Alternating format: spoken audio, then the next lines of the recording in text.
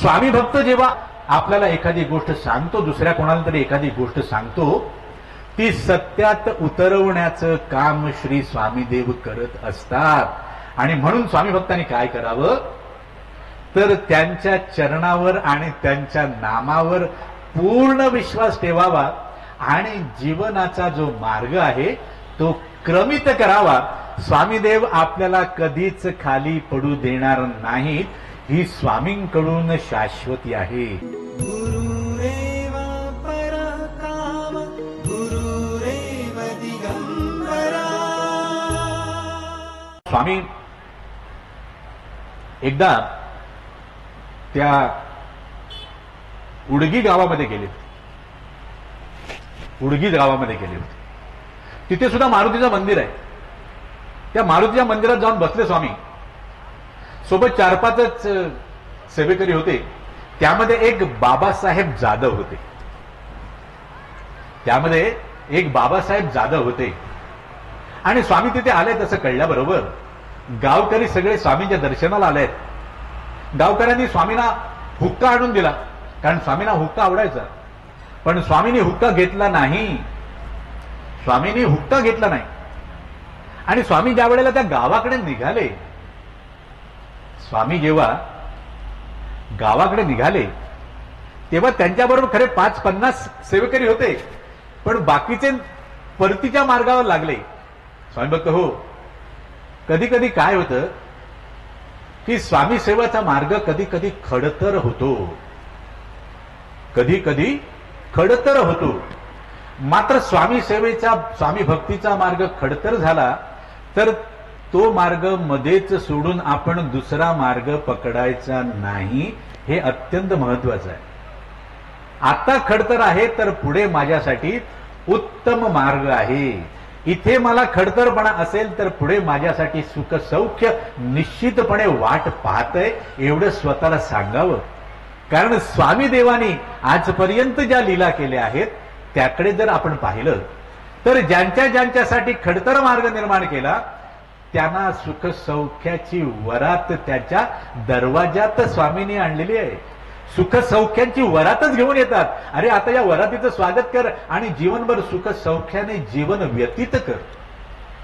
स्वामी त्या मारुतीच्या मंदिरात येऊन बसले आहेत आणि त्याच गावामध्ये एक रावणा नावाचा वाणी आपल्या शेतामध्ये शेत नांगरत होता।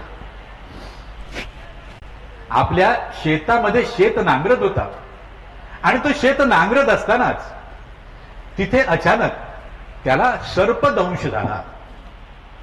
त्याला सर्पदंश झाला आणि सर्पदंश झाल्यानंतर त्याच्या अंगामध्ये वेगवेगळ्या अशा लहरी येऊ लागल्या, ते विष चढत चाललंय। त्याचे सोबती जे होते त्याने काय केलं, त्याला एका कांबळीमध्ये बांधलं आणि उचलून त्याला मारुतीच्या मंदिरात आणून स्वामींच्या समोर बसवलं। स्वामी त्यावेळेला निद्रिस्त झाले होते। स्वामी त्यावेळेला मंदिरामध्ये निद्रिस्त झाले होते। इतर सेवेकरी स्वामींच्या बाजूला बसलेले आहेत, बाबासाहेब जाधव पण आहेत। आणि त्या रावणाला आणून बसवलं तिथे। रावणाला आणल्यानंतर सगळं गाव तिथे जमा झालं। अरे बापरे, रावणाला सर्पदंश झाला, रावणाला सर्पदंश झाला, सगळं गाव जमा झालं। आता काय होणार रावणाचं, असं म्हणता म्हणता त्याला विष चढलं आणि रावणा गतप्राण झाला। रावणा स्वामींच्या समोरच गतप्राण झाला। सगळे त्याचे नातेवाईक रडतायत। ते बाबासाहेब जाधव जे होते त्यांनी तो अनुभव केला होता।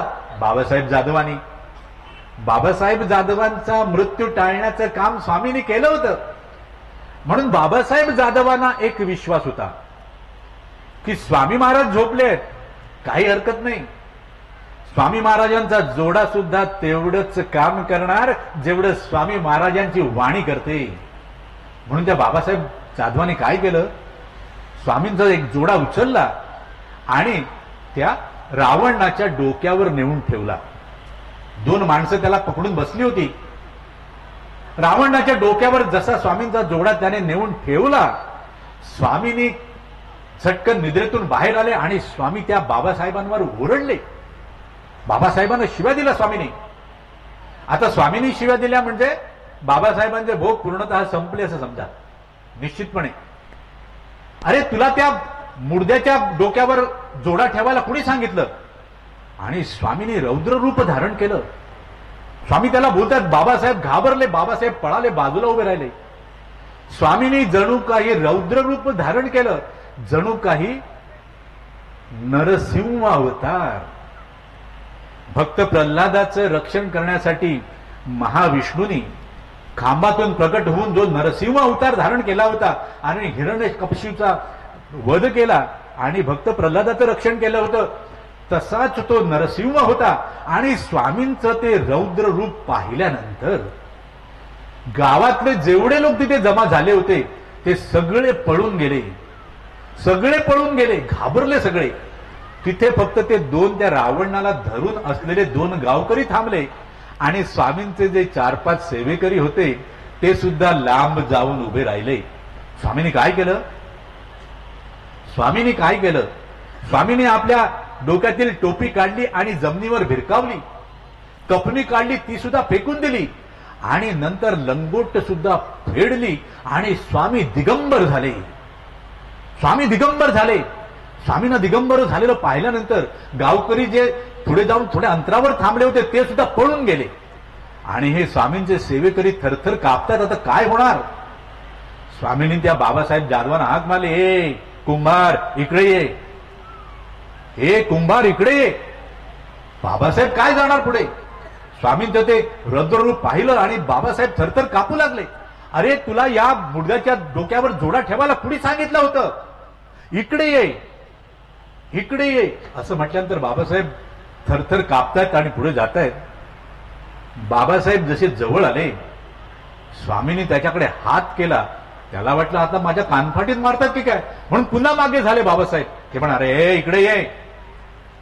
आणि त्याला सांगितलं, तुझ्या डोक्यावरचं ते पागोट आहे ते खाली टाक. त्याने पागोट घालून टाकलं. तुझ्या अंगातला तो अंगरका खाली टाक. त्याने अंगरका पण टाकला. अरे बापरे, बाबासाहेब घाबरले. आता मला सुद्धा हे दिगंबर करतात की काय स्वतःसारखं, मला सुद्धा हे दिगंबर करतात की काय असं समजून बाबासाहेब थोडे मागे झाले.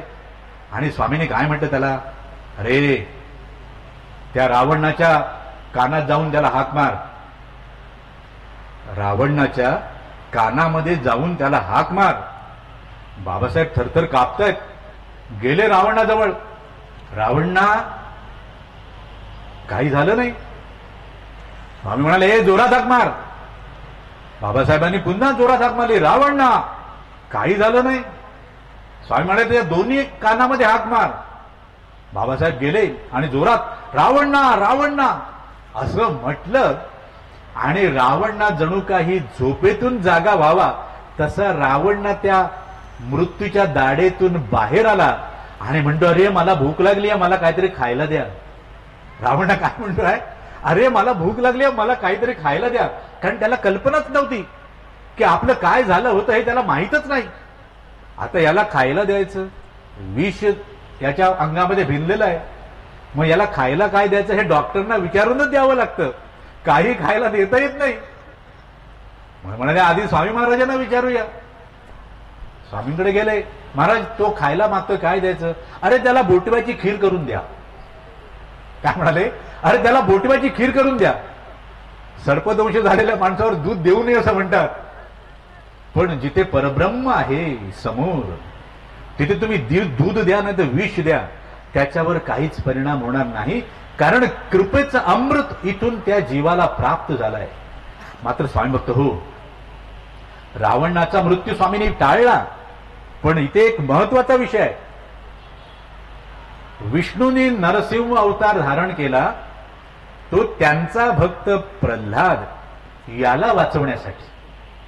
मग इथे स्वामींनी नरसिंह अवतार कशासाठी धारण केला?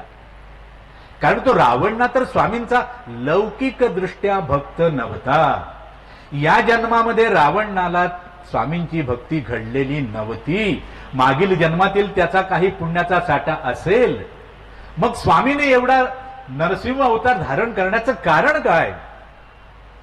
तर बाबासाहेब जाधव जो स्वामींचा परमभक्त होता, त्याने एका विश्वासानं स्वामींचा जोडा त्या रावणाच्या डोक्यावर नेऊन ठेवला. कारण त्याला पूर्ण विश्वास होता की स्वामींचा जोडा जरी याच्या डोक्यावर ठेवला तरी सुद्धा याचं मृत्यूपासून रक्षण होऊ शकतं. आणि आपल्या भक्ताचा तो विश्वास सार्थकी करण्यासाठीच स्वामींनी तो नरसिंह अवतार धारण केला आणि त्या रावणाचं रक्षण केलं, हे लक्षात ठेवा.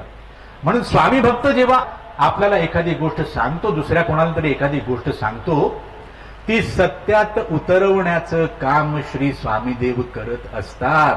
आणि म्हणून स्वामी भक्तांनी काय करावं तर त्यांच्या चरणावर आणि त्यांच्या नामावर पूर्ण विश्वास ठेवावा आणि जीवनाचा जो मार्ग आहे तो क्रमित करावा.